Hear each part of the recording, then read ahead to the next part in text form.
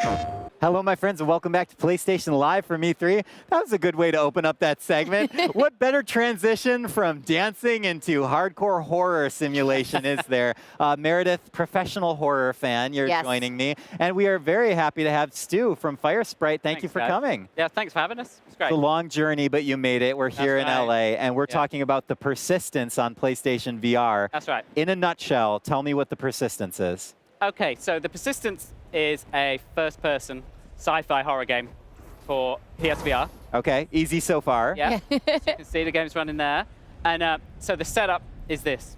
The Persistence is the name of the ship, and it's the first human ship that could ever travel faster than light. So they travel 17,000 light years to do experiments at a black hole, knowing that if anything goes wrong, no help's coming. There's no ship capable of coming to save them. And they do an experiment, as you can imagine, which goes really badly wrong. And a lot of the crew that were involved in that get mutated terribly. And they run through the ship and kill all the remaining crew. So suddenly the ship's drifting, and it's getting towards the event horizon of the black hole. The crew are dead, mutants everywhere. But there's a few people left in cryosleep, maybe just a couple of hundred. And the ship's computer decides to wake them up one at a time to see whether they can sneak past the mutated crew to fix the ship and get back to Earth. And that's what we do. That's us. Here, I'm going to say something.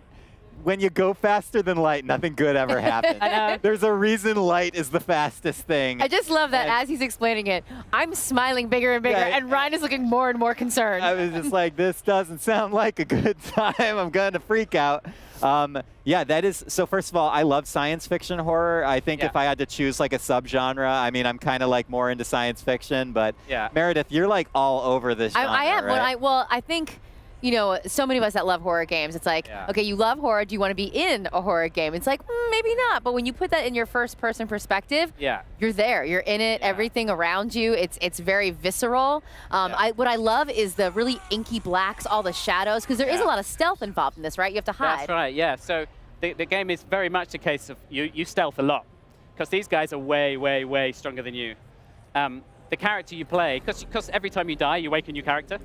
And they're not soldiers, right? They're just people on the ship. So you might be a chef, or you might be a scientist, and every life's different. So you're not necessarily capable of dealing with the mutants. So a lot of the time, you're hiding. And that's great in VR, because you can just peek over the top of cover and see it and get back down. Oh God, I can't do this. I'm not going to be able to play this game. I'm totally going to play it in the dark with the sound app. What is it like for you guys to develop in VR? Because first of all, I mean, as you know, this is like a breaking edge space. It's like a really incredible place to develop in. But it's also tons of unique challenges that you guys are facing. Yeah, so there's two things really. It's there's a whole new language of design, development. You know, we're making a first-person game, as you can see, but like the way that you move has to be different. And we've worked really hard to try and get to a point where you can play it with 2 sticks.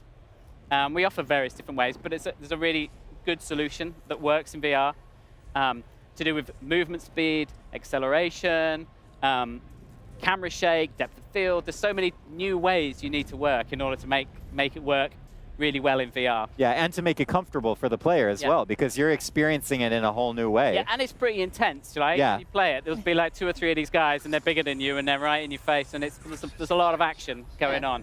So we need to make sure the player's feeling okay. To go back to your point about it being procedurally generated, and then you wake up every time as a different character. So if you replay the game, does it change every time you wake up? Yeah, so there's these kind of dark matter bursts coming out of the black hole, which is changing everyone's perceptions. So everyone who wakes faces a different ship. It's the same. This sounds nightmarish. When you come out of the medibay, the first time you play, there might be a corridor where you go left, and this time it goes straight on. And you're like, but I went left and I got some really good power-ups. I did some great looting of the ship. There's nothing there. It's the same with the enemy placements, the power-ups you may get, and the hazards on the ship. What type of weapons are you able to find and like collect in the game? Cool. So this is where you turn the tables. You know, we were saying like you're really weak and the enemies are strong. So that happens all the time. And then suddenly you go, oh, I've got a weapon. So it's like really powerful for a short period of time. Just a burst of confidence, and then it just fades away. Yeah. So like the Storm Fury 50 cal pistol, it's a beautiful ornate thing in VR, and it decides randomly how many bullets you get. It was 1, 2, or 3, basically. Oh, gosh. But then one shot any of the enemies, and they go sprawling across the map. So you feel really empowered for a short period of time, and then you're like, click, click, click. Oh my God, hide again. And then immediate fear floods your veins. Well, you know, one thing that I always like to ask developers is how they tackle the problem of, and the challenge of designing a procedurally generated environment, but also keeping control of things, right? Yeah. How do you guys manage that in the persistence? It's really hard. It is. Imagine that. That's why I asked the question. So it's based on rules. And so we know, for example, that, say, between 4 and 8 meters is good for gaps between cover. Okay. Okay. So as the system's pulling together the floors and the ceilings and the little annexes and the hazards, it's based on a bunch of different rules that we think work for gameplay. So that would be just how much loot it generates, so that you're not going to get too many weapons, how many hazards in a room. But then also, we try and pace it a little bit, so rather than like every room full of horror and death and badness, we take a time to create rooms that are just quiet. There's no hazards in there. There's just stuff to collect. Sure, so you can feel really good about yourself, and then you get your confidence back. Does it also deal with how many stem cells you can find to harvest to make other weapons, or is that a set number? So, no, the stem cells, there's 2 big currencies in the game. So the stem cells that you collect, like by killing the bad guys mostly, you can use then, when you wake up in medbay, to either use that to wake up a more advanced member of the crew, member of the command crew, or it's a really cool big machine, which we'll show soon, where it injects you, basically, and then powers up your abilities forever. Oh, nice. So rather than the weapons that you get per life, this would be a case of stem cells would actually make you better and stronger consistently. So maybe 8 or 10 hours into your play, you maybe have 3 times as much health and you can move faster. And okay. Yeah. That sounds like that's my jam. I was going to ask you, though, you know how you said you like to break up the pacing with the rules that you guys have? At any point, is there just a small spa on the ship that I can just like go into? We just, in the demo, if you come play it, there's a gym there. Yes. So there's a nice rowing machine. Okay. You can take it easy there. Good. You know. Perfect. Before the baddies come out and kill you. Yeah, I just want a place that I can feel safe, even if it's for like 30 seconds. That's like a all I horror need. jacuzzi. Stu, what's the most important thing about the persistence that you want to communicate to our audience before we wrap? Well, obviously, hopefully you can see, the persistence is it's a fully fledged, designed for VR game experience. But one thing's worth saying when we're here, the game also will ship with a companion app. So as the game procedurally generates the level, it sends it to the app, which people can have on their phone. And on that, you can see the layout of the ship, but then you get to interact with the world as well.